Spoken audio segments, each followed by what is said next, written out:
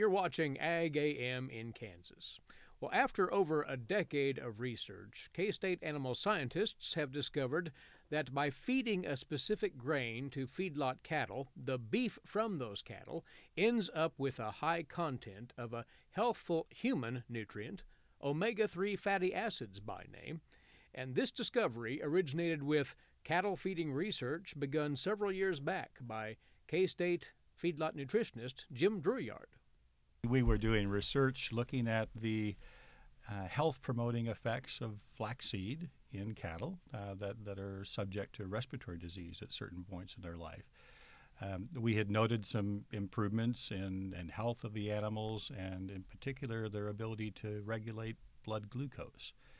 And as a follow-up, we ended up doing some work with finishing cattle. And as part of that finishing work, we looked at the carcasses and had discovered that the carcasses contained much higher levels of the omega-3 fatty acids.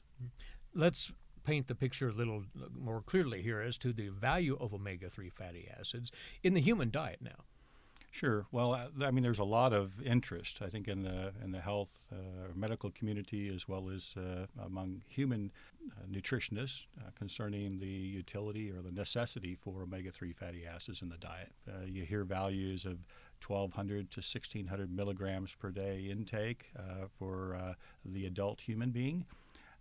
The typical sources have been fish and or cereal type products like flax. But we really haven't had much in the way of contribution from red meat products. And so this looked like maybe an interesting way to add another choice to people's diet in terms of satisfying that need for omega-3 fats. So you said about exploring how this conversion takes place in the beef product itself then, right? Yes. So it's not something that's added to the beef. It's something that we alter their diet. So we incorporate ingredients into the diet that themselves contain omega-3 fatty acids, such as flaxseed. That's a very rich source of omega-3 fatty acids. And so adding 5 to 10% flaxseed to the diet, we can get maybe a 10 or 12-fold increase in the omega-3 content of the beef. So, yeah, and I guess that's from the human side of it. From the cattle side, there appear to be some health benefits there as well. So, in terms of controlling respiratory disease? Yes, just inflammatory diseases in general. It seems to their ability to cope with that seems to be improved. Is the omega-3 fatty acid content then in the animal concentrated in any one particular cut? Is it throughout the carcass? Well, it's really concentrated in the fat. It is a component of the fat, and so the parts of the carcass that tend to have a lot more fats would tend to be richer in the omega-3s. Some of the organ meats, the heart tissue, the liver tissue also tend to sequester quite a bit of this without necessarily having a lot of fat. So, it does localize itself in certain parts of the carcass. And what's being touted now is the unveiling soon on a commercial scale of an enriched ground beef product which can brag, if you will, or boast of these omega-3 fatty acid contents. Sure.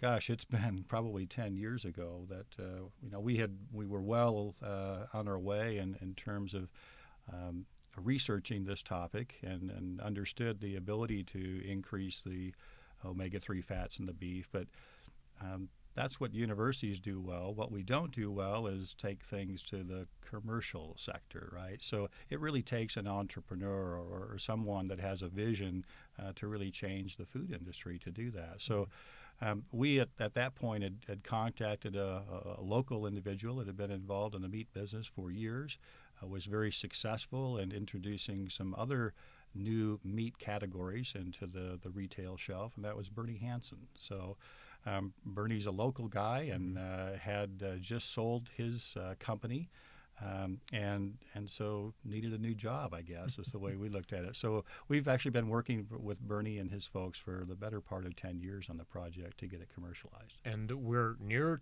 that point now of seeing this product? My understanding is that they're planning to introduce this into some markets yet this month, and then they'll roll it out into additional markets later in the year. So So you've been after this for quite some time, a decade or so. It's pretty exciting to see the end result, if you will. Yeah, I mean, there's some gratification in it, certainly, to see the work of a lot of undergraduate students and graduate students that contributed along the way, and to ultimately see that make its way to the retail shelf. Yeah, there's some gratification there for sure.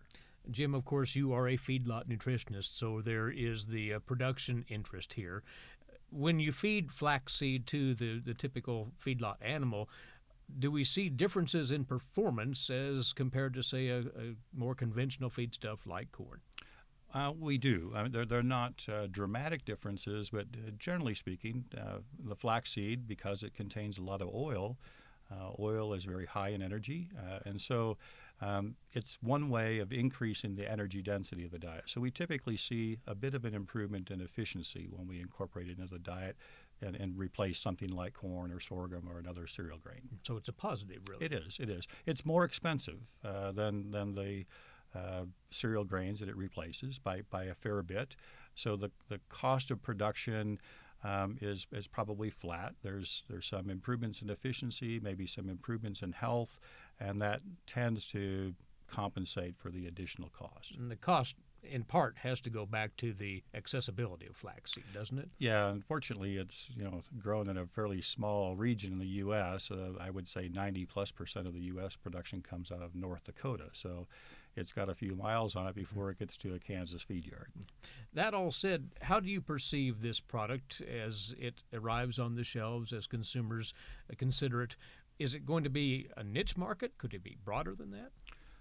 Well, I think for now it's probably a niche market, but for certain the omega-3 enriched foods has been a very large market in general, and it's mostly been in the form of cereal-based products. So whether it be breakfast cereals or breads, or but grain-based products that would contain flaxseed or other sources of omega-3 fats. There have really been fairly few choices in the way of animal proteins. We've been pretty much limited to fish in that sense. And so we think that it probably is an important change, and that it gives people just one more means of incorporating that in the diet. And there are a number of pretty health conscious consumers out there that are looking for that sort of thing. So yeah, we think that can be at the very least a profitable niche for some, and maybe it'll grow into something quite a bit larger.